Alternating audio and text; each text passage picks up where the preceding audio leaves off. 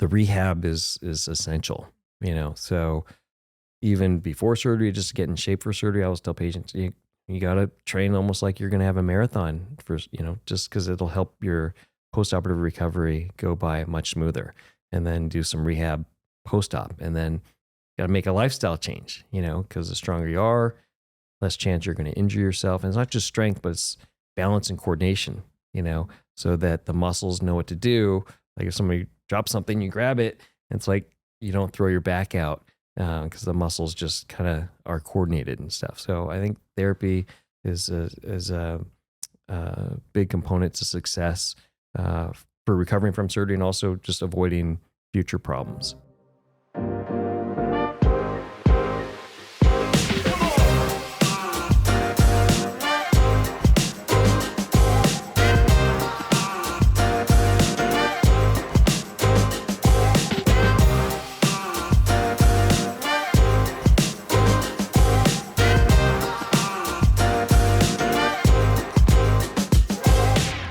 We're back with another episode of the Spine Pod, and we are in sunny and very hot Phoenix, Arizona, and we sat down with Dr. Christopher Yeung. We did. We're at the Desert Institute for Spine Care with Dr. Christopher Yeung, and talk about a legacy of spine surgery and spine care and moving the field forward. I mean, you start with his dad, Anthony Yeung, and then him, and what they've built here at DISC is truly incredible. And he has so many of these different properties that we're always looking for, right? And the way he looks at patients and the way he looks at care, and just what they've pioneered for endoscopic spine care, I think is so important and impactful. So it's great to be able to sit down with him. Yeah, I mean, endoscopic care is the hot topic right now in spine, right? You've got a lot of people investing in it and looking into it. And we sat down with, the people who know the most about it. So it was really cool to get to sit down with Dr. Yeung. We got to go to dinner with him and his wife last night. Helen, she was amazing. And so this was just a great episode. Well, yeah. And you talk about all the different aspects that he gets to work on, right? He gets to work with pro athletes and just the continuum of patients that he works with. And there's a reason that they've created the legacy that they have, right? I mean, his dad built the first endoscopic working channel back in the 90s, right? That's the first generation. And look where we are now, 30 plus years later, and what else they've advanced on. But they look at care the right way, right? Which is to functionally get patients back to what they want to do. And you can't talk about just a better individual to sit down with. He's constantly smiling. He's so warm. Everybody is so excited to see him. So it's so much fun to be able to spend time with him yesterday and see, he's essentially the mayor of Phoenix walking around. So cool so it's so much fun to be able to spend time with him and his wife, and then to be able to see their practice here. I agree. And I love his philosophy on care. He really is like, I got to have a tool belt, really looking at every patient individually. That's something we love looking for in the surgeons we sit down with. And he definitely had that. So I say we let them get into it. Let's do it. Enjoy this episode with Dr. Christopher Yeung.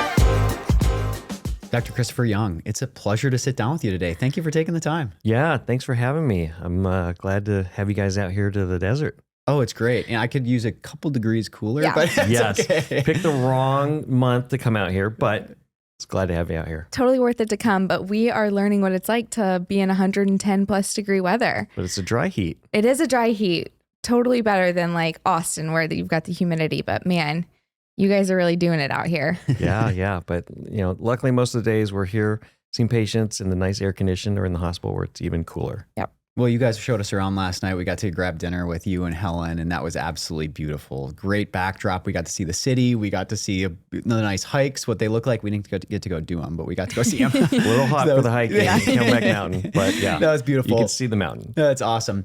Well, we've known you as a surgeon who, runs Phoenix, but I think you're the man that runs Phoenix after being with you last night. Everybody knows you. We had people stopping you. I think the spine community knows you very, very well. For the patients that don't, you're the president here at the Desert Institute for Spine Care. Yes. And you've been named top doctor of Phoenix Spine Magazine, of Castle Connolly, of Becker's. You right here, we've got a plaque of you won the Becker Spine Leadership Award. And on top of that, you're actually an owner, a co-owner of the Phoenix Rising Suns football club here. Yep. Phoenix Rising Football Club. Yep. And if that wasn't enough, you are the team spine doc for the Arizona Cardinals, which is the NFL, Arizona State University, as well as 5-10 baseball teams in Major League Baseball. Yeah. I mean, it started with the Diamondbacks and, just one of the consultants, the spine consultants. So yeah, it's been a pleasure to be able to work with all these sports teams. It was really hard when I was in my training, whether to go into spine or sports medicine, because, definitely love sports and everything. So did the next best thing. My dad's a spine surgeon. Want to kind of go into the family business. And luckily in LA, and I was training in California, Dr. Robert Watkins, he was like kind of the sports spine guru, and, got into his fellowship and learned from him and kind of went down that path as a sports spine doctor. Talk about that, because I think you have such a fascinating story. Just truthfully, the legacy of what you guys have built here between your dad and you.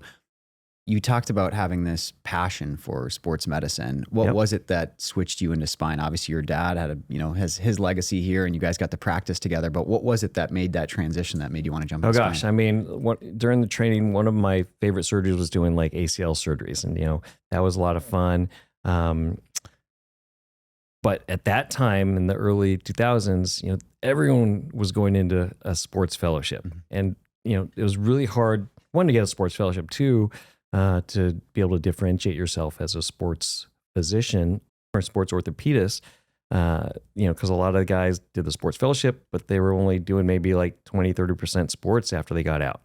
And so, especially with my dad's influence doing spine, really like spine, gravitated towards that a little bit.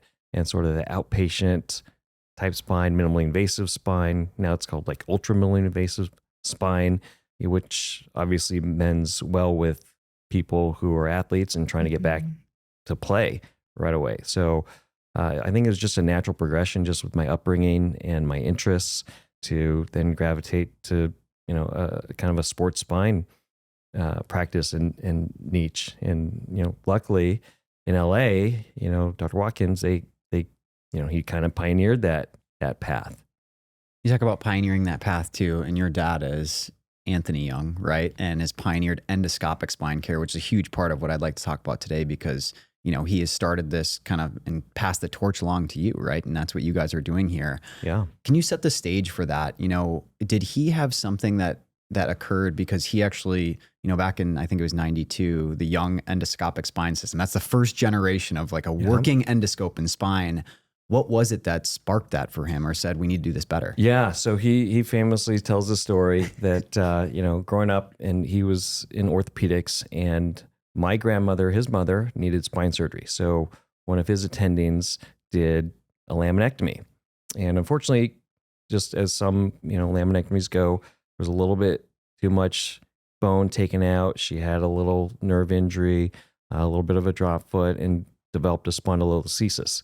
So, after that, he always vowed, hey, there's got to be, a less invasive way to take care of spinal problems. And so he used that as motivation to, do the endoscope and use that to treat painful degenerative disorders of the spine. So yeah, he's really influenced by my grandmother. And he wanted, based on her memory and just her experience, just to do something better for patients and less invasive, and get them back to life and living, without causing or minimizing damage to other structures. I think it's such a powerful story when you have an event like that that pushes you forward, right? Like he didn't go into it for some other reason other than, this is close to my heart and we need to do something better, right? We've heard some of the best stories from surgeons and innovators who kind of sit in that realm where like, this can't be the best way. We need to do something better. I think that's how change happens. You have to have a real purpose and passion behind it, because it's hard. Like last night we were talking at dinner, and like, it wasn't an easy road to get here. Like we talk about endoscopic care now, it's really big, but he was alone trying to really push that forward for a long time. He was totally alone. I mean, he was out there talking about it, and you gotta understand too, this is in the 90s, right? And, I think PowerPoint was just invented in the 90s. So, people were doing slideshows, still shots. There's no videos. I mean, now people can go on the podium and say, hey, look, this is what we're doing. We can see the nerve. Here's the herniation. I'm pulling out the herniation. And it's like, wow, okay, I get it. But when you're trying to talk to people and convince them, hey, I can see all this and we can do all this with the endoscope, and you're doing still shots, it's hard to orient yourself and like figure out what's going on. And so, I know most people are like looking at him talking and looking at the slides, and even before PowerPoint, you just had to have like the slideshows, and it's hard to convey what you could actually see, right? And at that time, I remember it was, you would have to see the actual surgery to really be like, aha, light bulb moment. I get it now, because just listening to a lecture with still shots, hard to convey. So I feel bad for him, because he had to present all that stuff, and people, rightfully so, just couldn't understand it. And so, and it was so different too. People were using the microscope, being able to see it beautifully in the microscope is an awesome tool, so that was another thing. It was he was treating things, mainly discectomies and decompressions, that already had a good procedure. And so, people were reticent to leave what's their least invasive procedure already to do an even less invasive procedure that they didn't quite understand. So it's really nice now to see that there's this next generation of surgeons that are adopting it, and it's now in academic teaching institutions, so that the residents and the fellows are learning it during their training, and it's not up to surgeons learning it after they've been trained a certain way.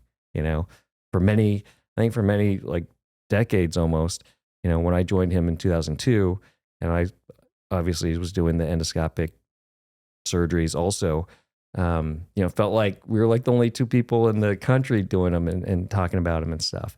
But, there were some people here and there.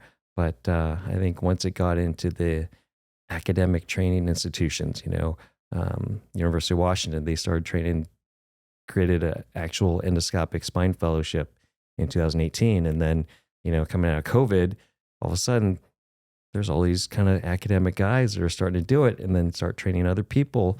And then it's not this unicorn, not this weird mythical, thing. And so, everyone can see it. And especially with the presentations now and all the beautiful videos, people get it. And it's just kind of taken off recently. It's wild to think in the 90s, your dad started this, how long it can take something like this to really become a standard or like take hold. That's a long time. It is a long time. It's a really long time to hold on to something. And I don't think people really realize that in medicine, when you see something, there's a really long journey that, behind the scenes that was happening before it actually hits that like show time. Right. And there's typically just a couple people who are really keeping that torch lit through that period. Yeah, I mean, it also takes a really strong person and strong-willed person like my father to be able to, stay the course and do it, And I'm just really grateful that he's still alive, that he can see it kind of flourishing. A lot of people, don't see that the benefits of their hard work and everything. So you started practicing in 2002. Yes. You've been around 25 years practicing now. Do you remember those early days? What was that like? Because right now, like you said, we're riding this wave, and endoscopic spine care is all the rage, and it's fantastic, and everybody loves it. And they want to promote it, right? But that's not how technology starts, right? Like how we were talking about. Do you remember those early days? Yeah, no, I mean, that's definitely interesting. He was like this crazy Chinese cowboy in Arizona, I don't know what he's doing over there. And then he just kept being persistent and presenting some results. And then, it went from, oh, you can't do that, that's kind of impossible, to, okay, well, maybe Tony Yeung and Phoenix can do that, but nobody else can do it. So how is it going to be a good procedure if the masses can't do it? So, you have someone who's dedicated themselves and their expertise, they can do it, but no one else can do it. And then, it was a little tricky for me coming up. I mean, it was awesome because I think it gave me exposure to, speaking and podium, because I was instantly kind of one of the experts just because there was nobody else, right? Mhm. And so I'd get to go and give talks and teach and everything.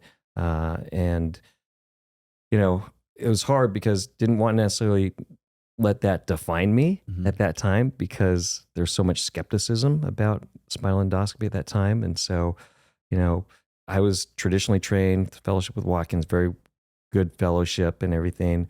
And a lot of people who doubted Anthony, they would come to me and they go, "Hey, so how is it really? Can you really do this?" And so I'd say, "Yeah, this is what we're doing." And so I think that kind of helped, um, I don't know, make people realize, okay, there's some other people that can do it. But people who are already in practice, and especially like leaders, academic leaders and stuff, they don't need to necessarily pick up a new skill like that to track patients or build up their credentials or anything like that. So, you know, there's no motivation for people already in practice to really pick it up, right? And so it's all the new people, you know, and the hard part is if the new residents and fellows didn't get it at all in their training and they're like, I'm really interested, they start picking up, then they have to start getting ready for their boards. And then it's like, oh, I don't want to do anything that's kind of fringe for my board. So then they wait for like 2-3 years to do it in their practice. They don't want it on their board collections. And then it's like, wow, I'm already kind of established 3 years into practice. And then it's hard. It was really hard for people to really adopt it. They'd really have to believe in it and spend extra time to learn it. So yeah, now that's in the academic programs, you know, it's like second nature. And, you know, so it's really, really cool, but it was kind of a difficult time and, you know, dealing with the naysayers and, you know, I know there's a lot of people that were like nice to, you know, my dad and maybe, and probably me to our face, but then would, you know, talk dismissively, I think probably behind our backs and stuff. So it's really nice to see, I don't know, just everyone realizing how versatile a tool the endoscope can be. And, you know, it's not just limited to like little disc herniation, contained disc herniation. You can get extruded disc herniations, migrated up and down. You can now do like bony work to decompress stenosis, and people are also using it adjunctively for fusions. And, you know, I think there's so many instances where the endoscope now is like, has such increased value over traditional methods to take care of things. You know, it spares people like big surgeries. One example is more recently people doing it for large thoracic herniations. My gosh, you know, calcified thoracic herniations where people used to do thoracotomies, chest tubes, you know, even costotransversectomies are bigger surgeries and stuff, and maybe even fusions with partial corpectomies. But now people are doing it as outpatient, you know, with just a little 7-8 millimeter incision and, you know, decompressing that spinal cord. So it's a platform and it's evolving. And so it's pretty exciting to have a lot of other people around the country talking about it. And, you know, what was also weird, you know, Dad's obviously Chinese, I'm Chinese. When he was teaching it, okay, like it really didn't take off in the US, but like in Korea, in China, in Asia, it took off like crazy because they have different economic models out there. And you know, not every place can afford, you know, $1 million microscope and stuff. So they were getting the endoscopic stuff because it was cheaper over there, you know, but out here, every hospital, almost every ASC, if that's doing spine, they'll have a microscope. So they've already sunk that capital expenditure. And then they see the endoscope as additional, right? Whereas other parts of the world, it's like, hey, big microscope costs or, you know, low endoscope costs, you know, and so it just took off out there. So, you know, that was another thing. It was like, okay, well, I guess the Asians can do this endoscopy, Tony Yeung and out in Asia, but not for the US. But now it's, you know, there's a ton of people all across the United States, not just the coast, everywhere that are doing it. So it's really, really awesome. I love it. You talk about how people would be nice to you, but sometimes they're talking bad, like behind your back and things like that. whether it was your dad or yourself, can you talk about the mindset? Because it's very apparent that you have it, and your dad had to have it to get here. But the mindset that you had to either adopt or create to say, no, we're going to continue doing this. Because day after day, when you have people saying like, these guys are outlaws, they're crazy, they're doing something that shouldn't be done, like that's tough to continue pushing. And I think this expands beyond medicine. But can you talk about just that mindset that you have to adopt to continue to say, no, this is worth it. Like we're doing something to make a change and a meaningful impact. I think the first thing, as almost any surgeon, any doctor, it's like your first duty is to your patients, right? And certainly I would never do anything to my patients that would like put them at risk or increase risk. And so that's really what motivated us. Mm-hmm. It's like, hey, I know this is working. My patients are doing really well with this. And, you know, I'm just going to keep doing what I'm doing. And, you know, luckily, I guess, you know, I'm not in academics, you know, pseudo academics. I do some research and everything, but, you know, I'm just here taking care of patients, you know, private practice. And, you know, that's the main thing. And that's what keeps you going, you know, all the, hey, Dr. Yeung, thank you so much. You know, back to golfing, back to skiing, you know, and, you know, I walked out of here and felt like $1 million, you know, even though like, and I still do a lot of microscopic discectomies, and I like to do, you know, what's best to treat the patient's pathology. It's not everything that I do is endoscopic. We talked about this last night, you know, do about 400 cases a year, and probably only about 60 or so are endoscopic, and still do a fair amount microscopically. You know, just also it's interesting seeing the difference in people who say had a regular microscopic lumbar discectomy in the past, and then they have another herniation, same or different level. You do endoscopy, and then they come back and you ask them, hey, so was there a big difference? And they're like, oh my gosh, yeah, it's, you know, it is a difference. You know, it might not make it on the actual patient reported outcome things that we do as academics, you know, but, you know, because we see them at 2 weeks, 6 weeks, you know, 2 months, 3 months post-op. But, you know, that first 2 weeks when they can do things and they're not down, you know, the benefit to society and the patients, you know, work, family, not missing events, it's invaluable. I know, like I had one former NFL quarterback come in. He had a microdiscectomy during his playing days, and then he had another herniation, and we treated endoscopically. And then he went home. He was then a high school football coach, and he wrote to us. He's like, "Yeah, I went home, and on the way home from the surgery center, we stopped by Cracker Barrel, had breakfast, went home, and I was sitting around, and it's like, hey, what am I doing?" Then he went to football practice that afternoon, and the other coach was like, "Hey, I thought you were having surgery today." And he's like, "I did," and he's walking around, and you know, felt really good. So, you know, stories like that, it just kind of energizes you. And, you know, if there's naysayers out, it's like, you know, it doesn't bother me, you know, so just kind of keep doing what's best, I think, for my patients. Well, it's easy when the outcomes are that good, right? I mean, your outcomes speak for themselves. When you see your patients going back and doing those things, it's really easy. Can you talk on behalf of that too? Because you work with this, you know, subset of the population, which is professional athletes that most people don't see. And so your philosophy is to be so focused on getting them back. And you're not going back to sit at a desk, right? These guys are going back to perform, and they have contracts that are massive. I mean, it's their whole life, right? And so can you talk about that functional aspect and, you know, what those differences are, what you're trying to get people back to and back to sooner when you're doing those procedures? Yeah, I mean, you know, obviously I work with a lot of the sports teams and stuff, but that's a very small part of my practice, you know. Yeah, one of the jokes is for that is my dad's like, okay, you can take care of all the current professional athletes. Like that's a lot of trouble because you got to communicate with the team, you got to communicate with the agent, the player, maybe the player's family and stuff. And it's a lot to sort of coordinate.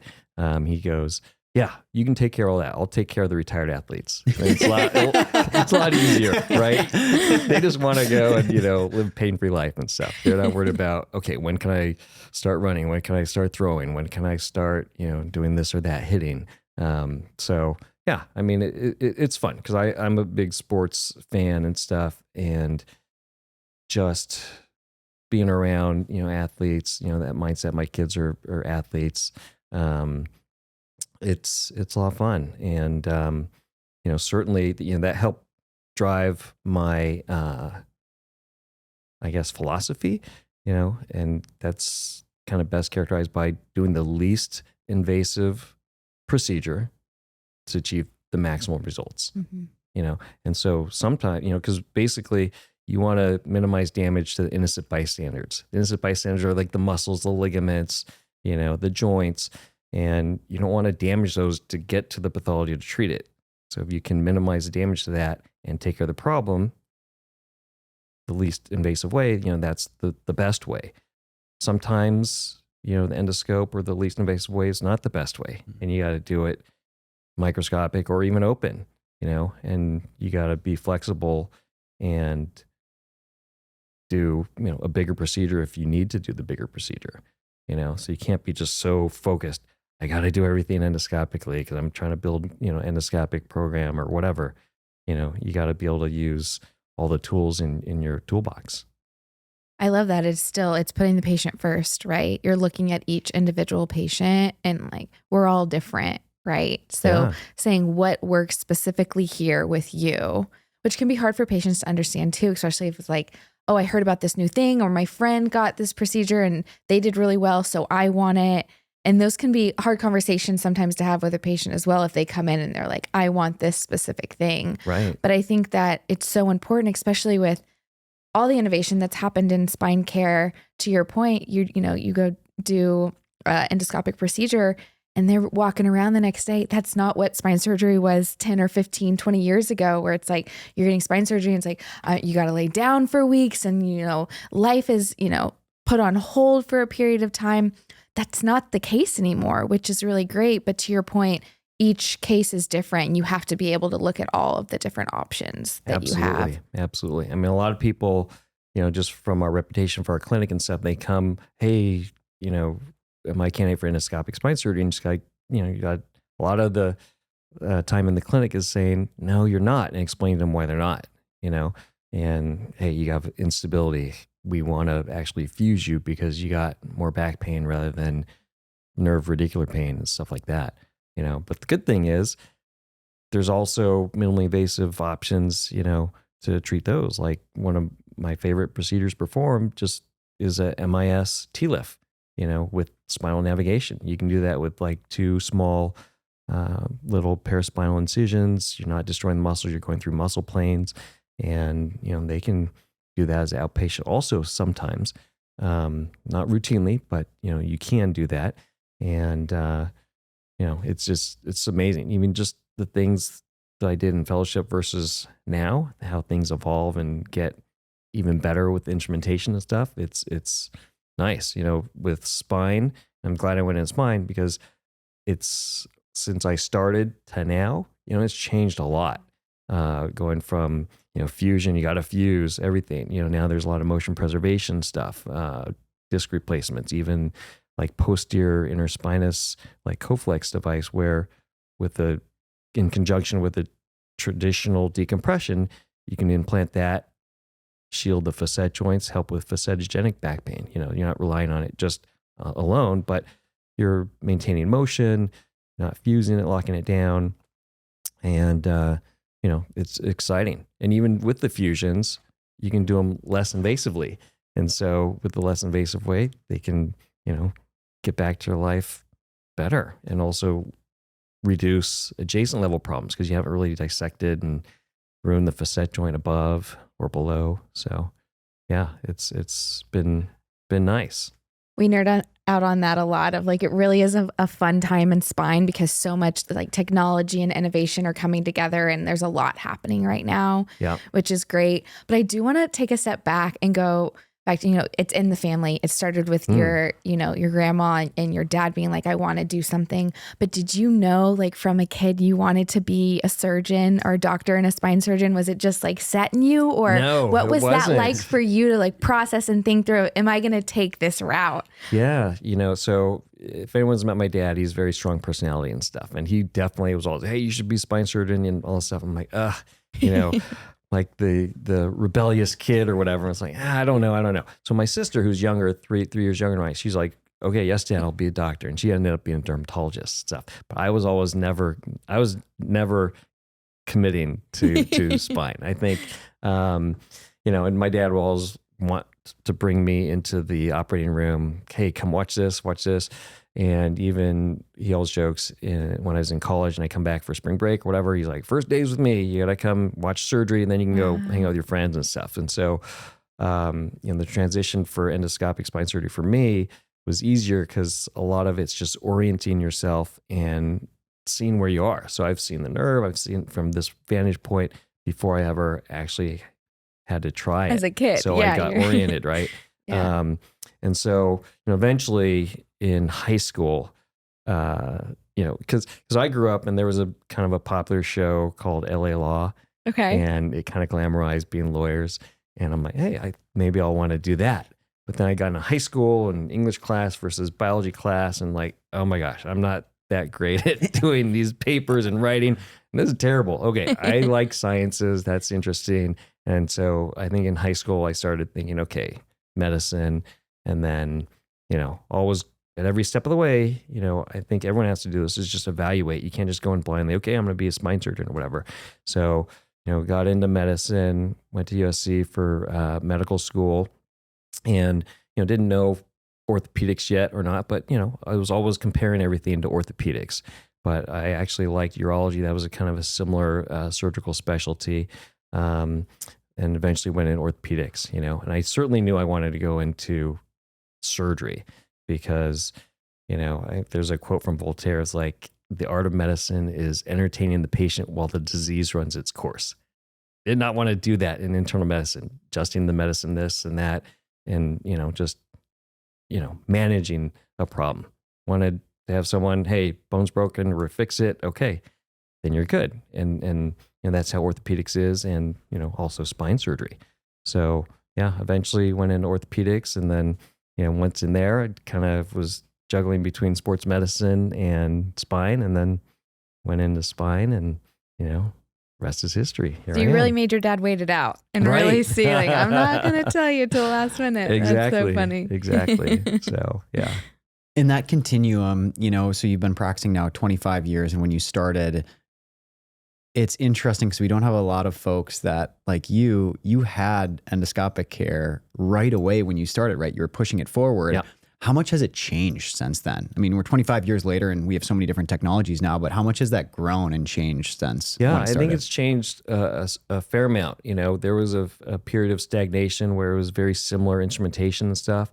I think it really changed when we were able to get a bigger endoscope with a bigger working channel where you could now put a high-speed drill down it.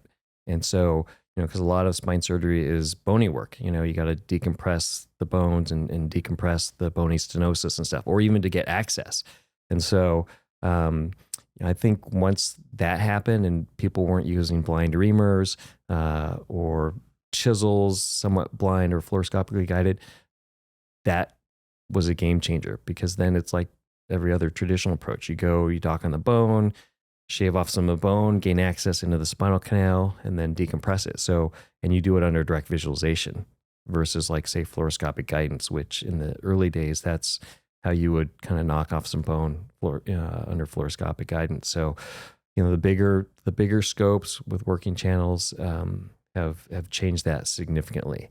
And then, I think more recently, people doing an accessory portal. They call it dual portal or biportal, where you have one scope as you're viewing, and you decouple that and you make another incision, and you can put your standard instruments in, which are bigger and more efficient, and do some stuff under endoscopic guidance like that. So that's more natural for people compared to traditional surgery, even MIS surgery. And so I think the advent of that, which is funny because that's kind of how it was almost started, because they didn't have working channel scopes. So they'd have a accessory portal, but then Dad, they invented the working channel scope, and then so it was all uniportal, and you can do it through there. And then now people are going back to using an accessory portal. And so, I think that is drawing a lot of people in too. I think that has an advantage for when you're doing like stenosis work, and you can use the bigger kerosins and the drill from the other angle compared to your scope. I think that's led a lot of people to want to adopt it, especially for decompressions and stenosis work. So it's changed. Yeah, it's changed a lot. I don't think we have anybody that could do a better job of actually describing from a high level, because we're talking about a lot of different technical concepts here. Could you just bring it back to a very high level and describe what endoscopic spine surgery is for patients that are listening, and why that provides a difference in a traditional surgery? Yeah, I mean, so the endoscope is basically just a means of visualizing stuff, and it has to be typically to be effective in a fluid medium. And so I guess the advantage for the patients is, the endoscope can go down like a 7 or an 8 millimeter cannula. And so if you can put your cannula down to where you need to address the pathology, like take out a herniated disc or something, and put an endoscope in that has visualization that goes up to a TV screen. So you're looking at it on a TV screen and seeing, and then you can have tools that go in and drill the bone, grab the herniation, grab, anything you need to remove. That's a less invasive way to accomplish something if you can access it, versus say 22, 24 millimeter incision to do like a 18 millimeter tube or so, or an open dissection. So it's just a way to visualize it with less tissue destruction. So both you and your dad have been pioneers in endoscopic spine surgery, pushing it forward, pushing the bounds, but you're also part of a ton of FDA clinical studies, and you've done different devices, cervical, lumbar, motion preserving, anterior, posterior. How do you go about selecting those devices that you're going to take part in and work with? Yeah, I mean, one of the big reasons is, you see this technology. So when I was coming out in practice, that was when all the motion preservations, disc replacements were coming out. And it's like, wow, that makes sense. And, wanted to be sort of an expert in those type of things. So when those studies are going along, the only people that can access them, the only surgeons, are the ones that are doing the studies. And, just to be able to have that access for my patients and something that I think makes sense and I believe in, and might be a better option, it's nice to be able to be involved. And I think just being on the speaking circuit for endoscopic and, showing interest with motion preservation, that made our practice an attractive option to be part of these. Obviously they're looking for a busy practice. And so, we had a good patient volume and everything, and they want a mix of academic centers and private practice, real world stuff.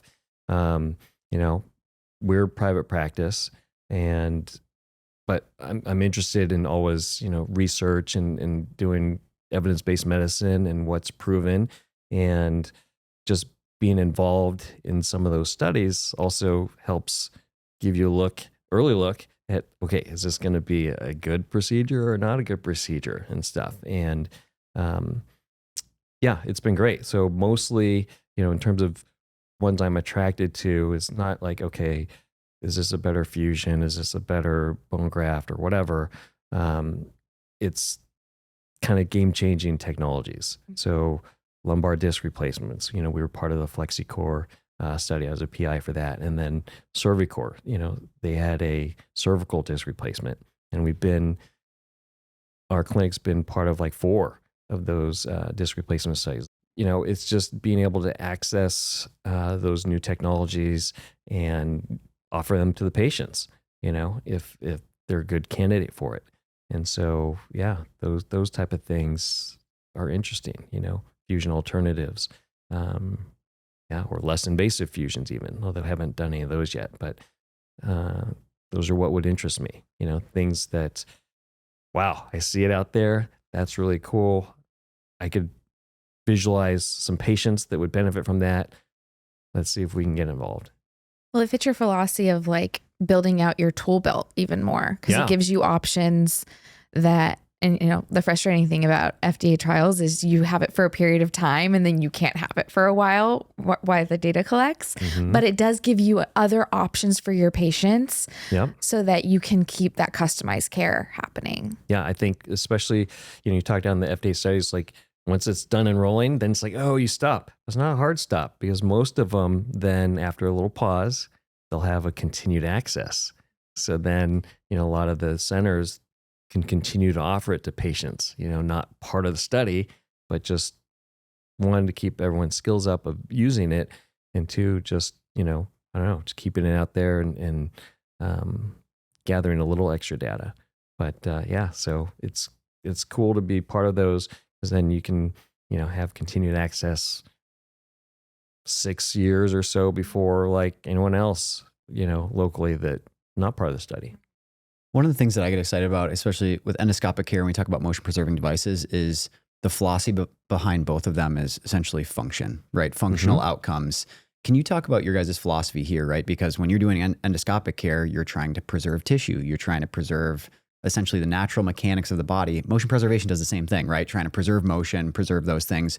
What is your guys' philosophy here and how you look at that and getting patients back and when you're looking at treatment methods? Yeah, I mean, you want to make as little impact on their ability to do things as possible, right?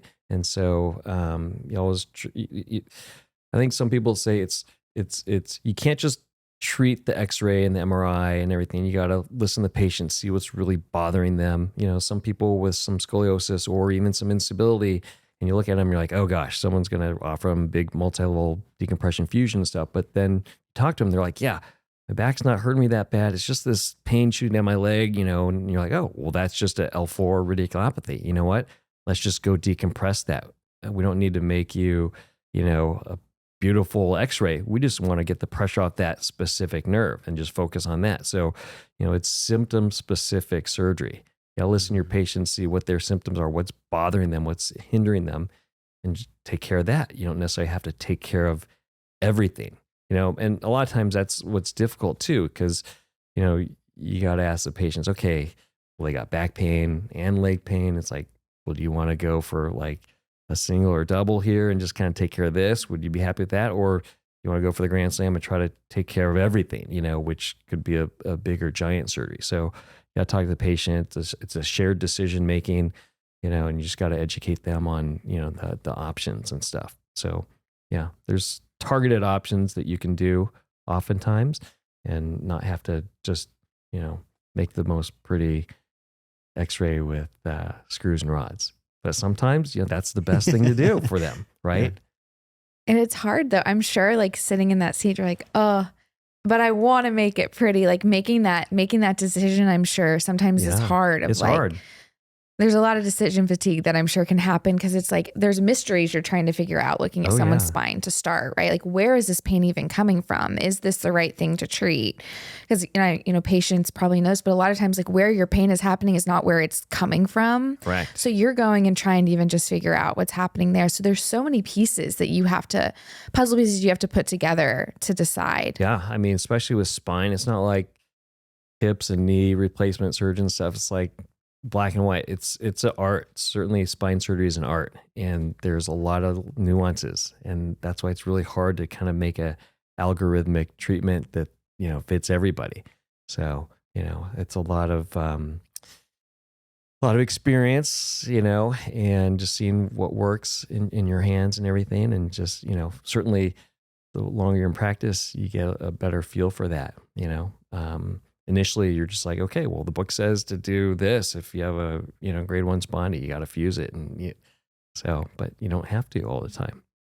So talk about that, because I think that's such an important point. So you've brought up these concepts of, sometimes the right option is an MIS TLIF or a fusion, and sometimes it's motion preserving. When patients are coming in and reviewing with their surgeons or asking questions, how are you making those decisions, or what pathologies are you finding where you say this patient's a motion preserving candidate versus a fusion candidate? What are you looking for there?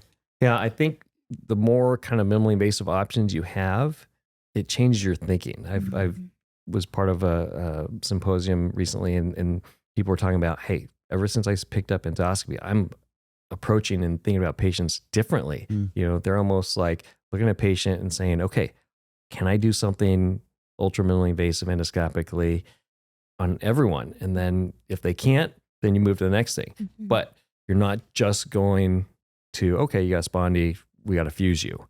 You're thinking about if you can do something less invasive and less destructive and stuff.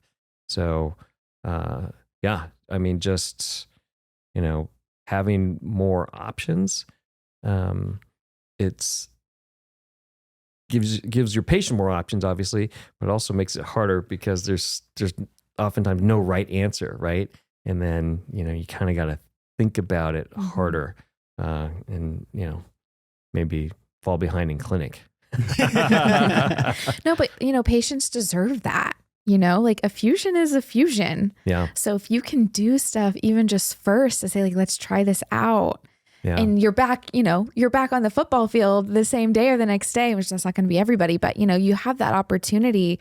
I know, like, for myself, I'd want that first before I'm going to go and decide, like, I'm going to fuse a part of my spine. Yeah.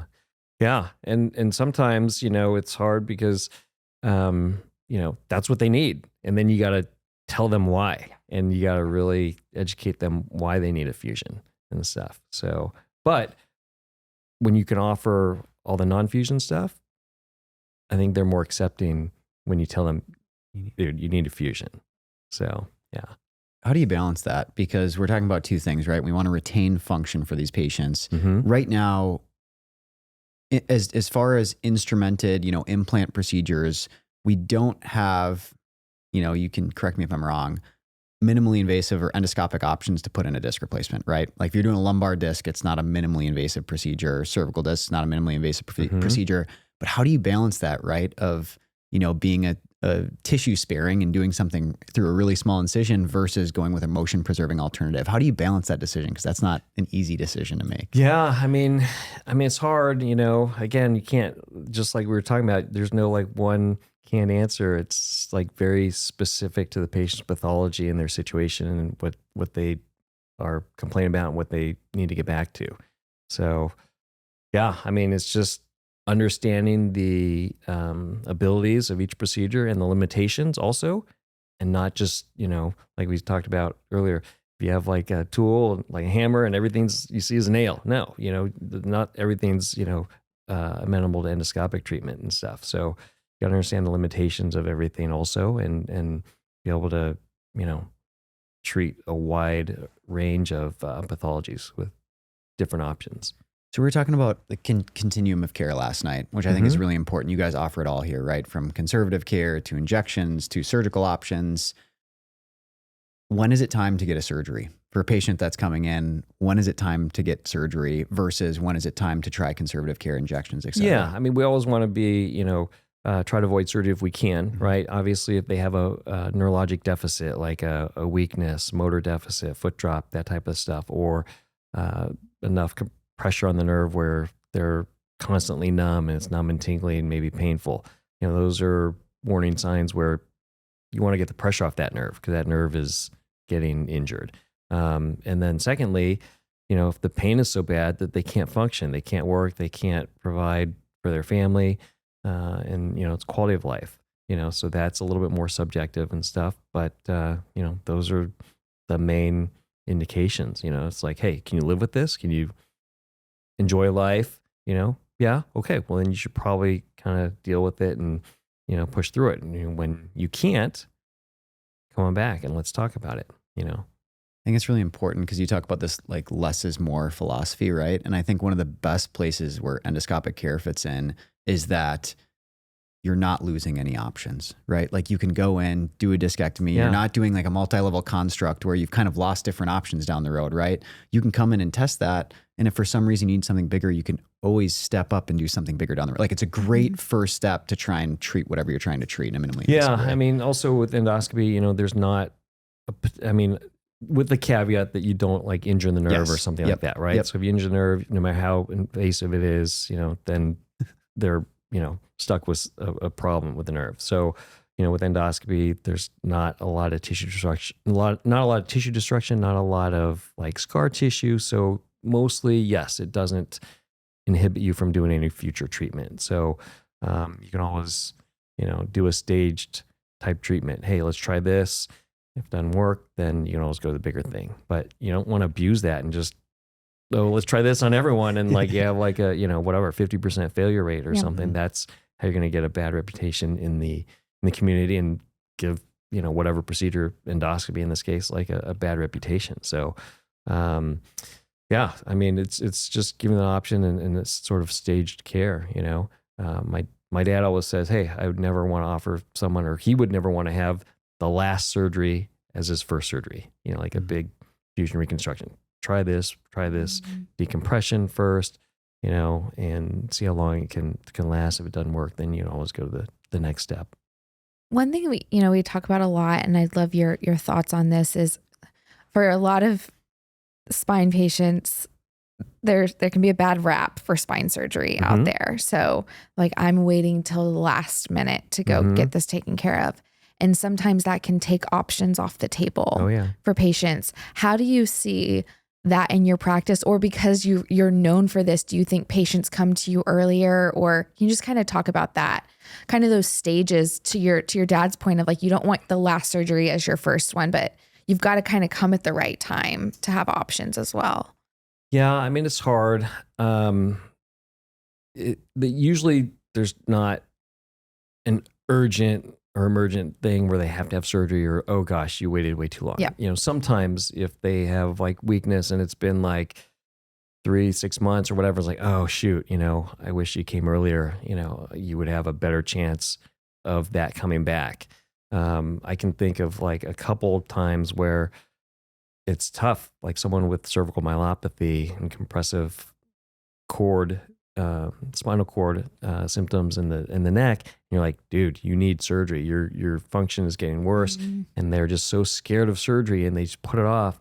And then just over the months, and you're trying to, tell them you need surgery, and then they're in a wheelchair or walker, and then a wheelchair, and they're like just very dysfunctional, and you're like, gosh, hate to see it, this is terrible. And then they finally go, okay, fine, I'm ready for surgery. And then, for myelopathy and spinal cord compression, they don't necessarily bounce back great and get neurologic recovery. So that's really hard to see. And you try to tell patients, hey, you need surgery, but yeah, and so that's hard.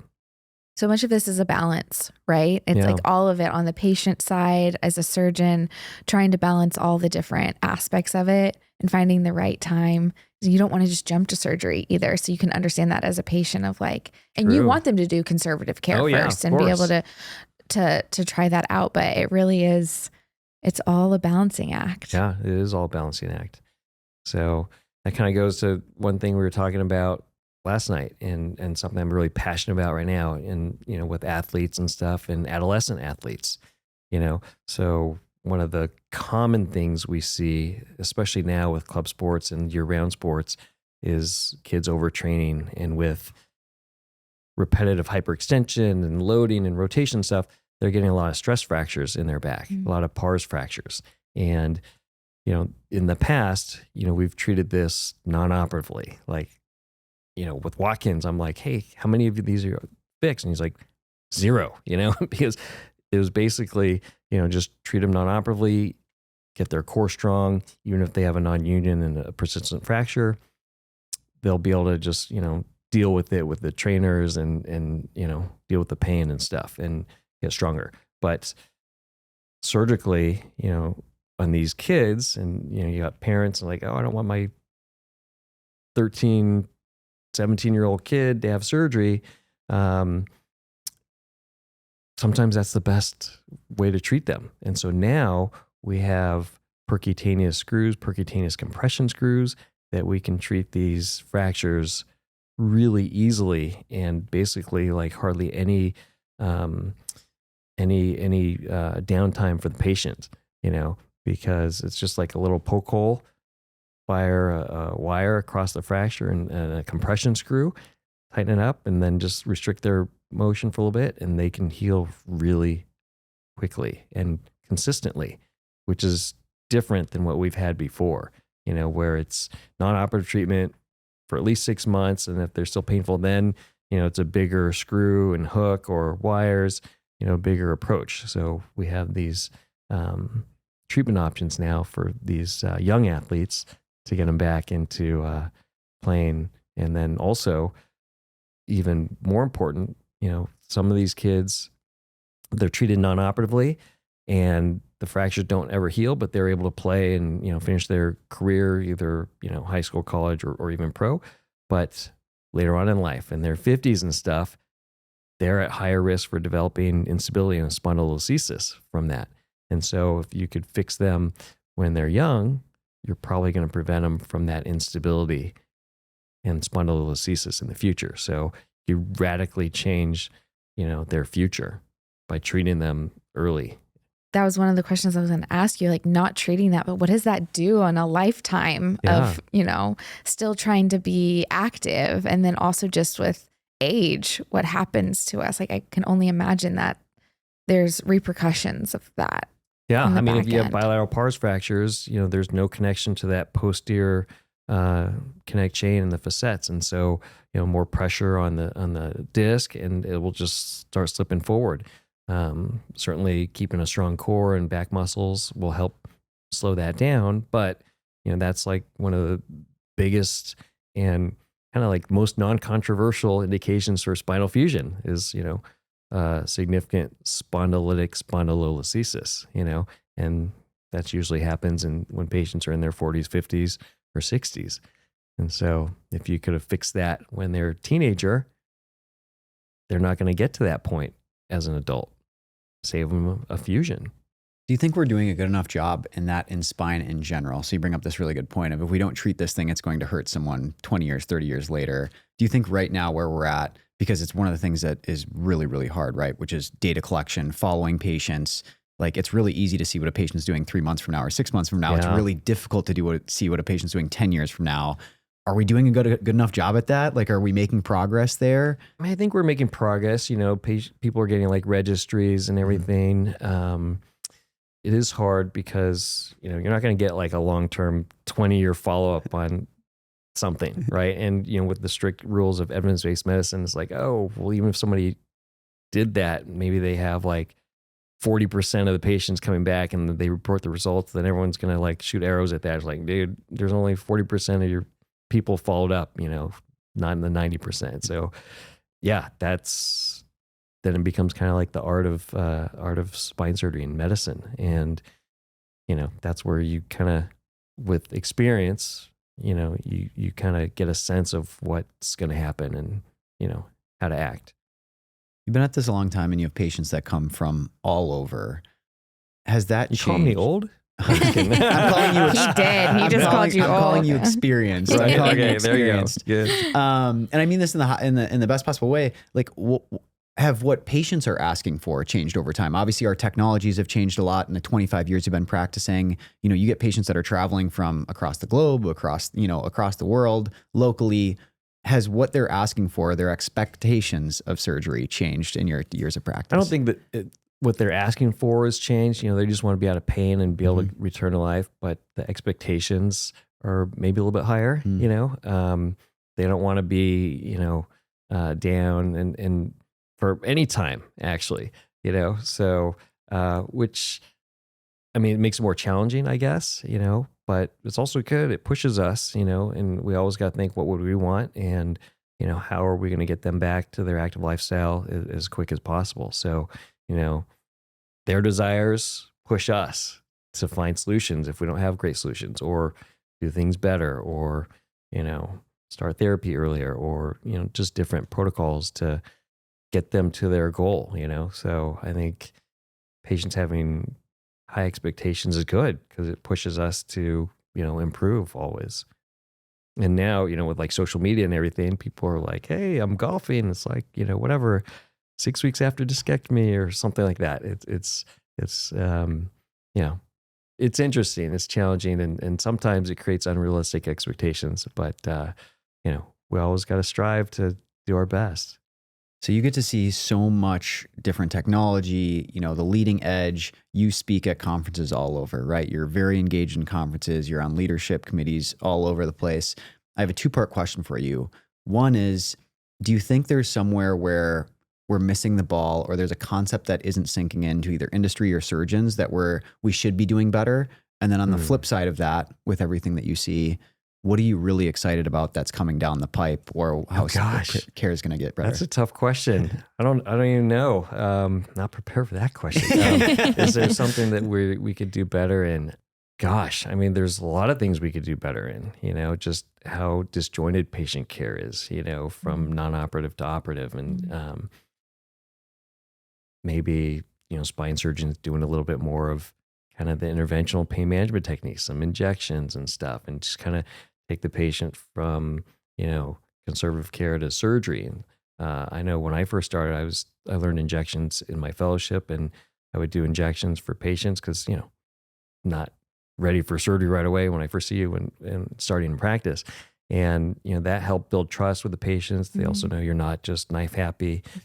So just that continuum of care is good. I know some clinics will have pain management doctors and surgeons, and they work really closely together. So that's good. I mean, as a surgeon, a lot of surgeons like, I'm not going to do injections. I'm not a interventionalist or pain management guy, but learning to do that, and that can also make the patient's experience more smooth, and so some people, like I see coming in with a hot disc and they're like barely getting in here. It's like, okay, luckily our surgery center is right next door, and it's like if they're like dying and I can't get them in to see a consult and then an injection, which will take many more days or weeks, okay, let's just go across. I'll give you an injection and stuff. So just kind of smoothing that out. I mean, certainly do that for the VIPs and the athletes. Do that commonly. Okay, make an appointment and then get them the injection the same day and stuff. But I think we can do better at that. And what am I most excited about in the future? I mean, right now it's just I'm riding the wave of spinal endoscopy and just all the hard work, other people, picking it up and just seeing their excitement and everything. And some of these guys, younger surgeons, they're like excellent, great hands, and just I'm amazed at what they can do and how they learned it and how they're pushing the envelope. So I'm excited to see where that goes, because I've seen some stuff. I was just recently in Korea, and they're doing like some intradural tumor resections with endoscopy, which was absolutely amazing, and some guys in Europe are doing that, and that's really interesting and cool, I mean, there's advantages for that because someone's getting radiation, they might not be able to heal a big open incision. So, hey, just do it endoscopically, debulk even intradural tumors. And so, I mean, it's just exciting with endoscopy right now. We've talked about so many different topics here today. And I think one that I would love, because I think you play in all of these different sandboxes, how technology is coming together to provide better care. We've talked about using nav and using robotics and, having motion preserving implants and then having smaller incisions. Can you talk about how all this we're in the right time where this is all coalescing to provide better care? Yeah. I mean, it's definitely better care. The unfortunate thing is expensive care. So how can we all afford it and stuff? And so, that's the trouble, with like these big robots and navigation and everything. And I don't do any robotic surgery yet. I'd like to experiment with it, but unfortunately my hospital doesn't have it. But spinal navigation, game changer. I used to get a lot of radiation for me and my patients, and now hardly any, because I don't wear lead anymore. Use the nav, and that's been great. It's also got to the point where it's accurate. I remember I tried to pick it up maybe like 15 years ago or so, and it like was not there. They're like, oh, there's like a 2 to 3 millimeter tolerance. It's like, okay, well that could be bad if it's in 3 millimeters in the wrong direction. So, but now it's like very, very precise. So those technologies that make our job easier and safer for patient and the surgeon is great. Just the problem is, like with everything, a lot of these things cost a lot. Yeah, that's definitely a barrier. It's harder to pick those things up. I have another question for you. Just thinking about, something you were saying earlier, working with athletes. what can patients, just your regular everyday patient, learn from like what you've learned with athletes of that conservative care aspect of what's important to take care of yourself for the longevity, being prepared to try to avoid having to have surgery or have issues with your back, or even just be in a good place so the surgery can do even better? What have you learned from like working with athletes who are at prime, and how as a layman we can kind of learn from that? Yeah, I mean that goes also back to just my training with Watkins and Spine and Sports. He was a big proponent of physical therapy, trunk stabilization, and he has a whole therapy program, the Watkins back program, and they even have an app. And which is great because I can just give that to my patient. It used to be a big 25-page handout, and they can't take that anywhere. But now they can take the app anywhere, on vacation, whatever. And so. And it's also puts the onus on the patient. It's like, okay, here's the app, got to do these exercises, and it's simplified where all these exercises, there's level 1, level 2, level 3, level 4, level 5, and it just gets harder and harder. So I don't have to say, okay, how long are you doing planks? How long are you doing dead bugs? It's like, okay, what level are you? Are you level 1, 2, 3? And it's like, I'm only at level 1. Okay, you're not working hard enough. You need to get at least a level 3 to be able to, get really strong. So I think, working with athletes, and they obviously have the trainers and the physical therapists and the strength coaches and everything. The rehab is essential, so even before surgery, just to get in shape for surgery, I always tell patients, you got to train almost like you're going to have a marathon for, just because it'll help your postoperative recovery go by much smoother, and then do some rehab post-op, and then got to make a lifestyle change, because the stronger you are, less chance you're going to injure yourself. And it's not just strength, but it's balance and coordination, so that the muscles know what to do. Like if somebody drops something, you grab it, and it's like you don't throw your back out because the muscles just kind of are coordinated and stuff. So I think therapy is a big component to success for recovering from surgery, and also just avoiding future problems. Do you think we emphasize that enough in this industry? No, The I think, rehab on the back everyone wants a side? quick fix. Yeah. Give me a shot, give me a little procedure instead of working hard. So, it's harder. You got to put in the work, especially like me as I'm, getting older and body's not as resilient, got to put in more work. So, yeah. As we wrap up here, there is something that I'd love to talk about, and I think we've touched on it in different aspects, but truly the care that you guys provide here is incredible. And I'd love to talk about just truthfully the legacy of your dad, right? He retired a couple of years ago, and then you carrying on that legacy and what that means to you. I mean, you guys are now 40, 50 years into a spine care journey here and enhancing patient care, and how much it's spread. I think it's incredible. Growing the practice. Yeah. Yeah. No, I mean, I'm blessed to have great partners. So obviously I joined my dad in 2002, and then just kind of going through it. It was just us for about 6 years, and then just gradually and organically building out the practice, with the right partners. And so just really blessed here. I remember I called my, friends who were running fellowships and say, hey, do you guys have any good people? We're about ready to add some. And, one in LA, he said, okay, if you can wait another year, I got 2 superstars. And so, okay. So interviewed him, and it ended up being Dr. Justin Field, and he came out and joined us, and he's been awesome. Duke and Vanderbilt trained guy. And then a few years later, Nima Slari, who's Johns Hopkins and Stanford trained, wanted to come out here. Of course, we're always checking them out with their fellowship directors, and, they give them thumbs up. And then, we're building a good thing out here, good reputation locally, take care of most of the sports teams, and, just do good work. Right. And so it was nice because then, you're doing good work when competitors want to join you. And one of the largest multi-specialty orthopedic groups, their busiest spine surgeon wanted to leave, and he wanted to join us, and so we added him on, and that was Josh Abrams. And then a few years later, we were looking for someone else, and one of our other spine surgeon colleagues that was the busiest guy at their clinic, in Scottsdale, he's like, no, I'd like to join you guys. We were interviewing actually somebody else who were pretty close to bringing, but he's like, no, I want to come over. Like, okay. So the two busiest guys and these other competing groups want to come over. And so we're all within like a couple of years of each other. We're all like-minded. We all like each other, and everyone's like got great academic backgrounds, UCLA, Stanford, Johns Hopkins, Duke, Vanderbilt. I look the worst because I'm like USC and UC San Diego, right? Not only that, they're smart, but they're personable, and they got great hands, and they care about the patient and treat them right. So we built a good thing here, just organically. And Dad retired in 2019, so he's proud of what we're doing, and everyone does a little bit of endoscopy, some more than the others, but a little bit.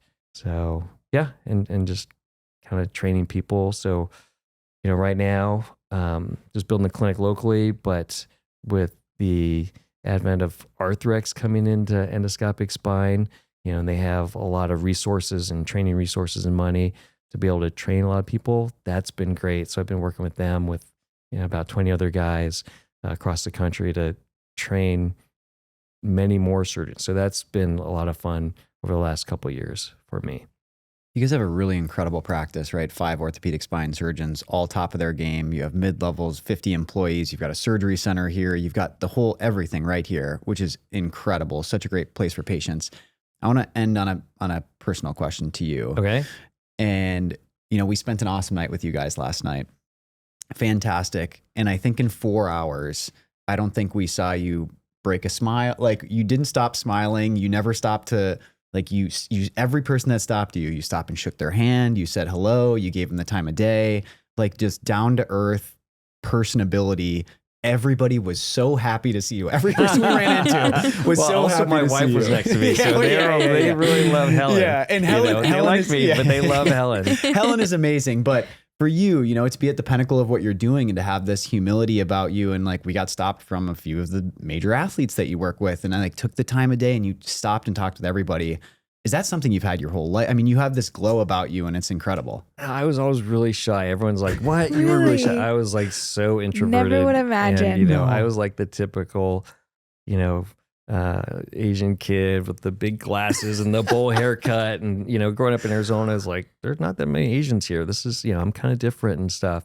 I don't know. It's just kind of gradually getting more comfortable, and, especially, I think just doing well in your profession and getting confidence from that, and just, treating people nice. And obviously I talked about how my dad's just a very strong personality. So you kind of got to be a complimentary, easygoing person to be next to someone like that. And so, that's just kind of, I've grown up. And, I was thinking one of my med school friends, we called him Smiling Joe Franks because he's always smiling. He's like, yeah, hey man, smile doesn't cost me anything, and, why not? Why not smile?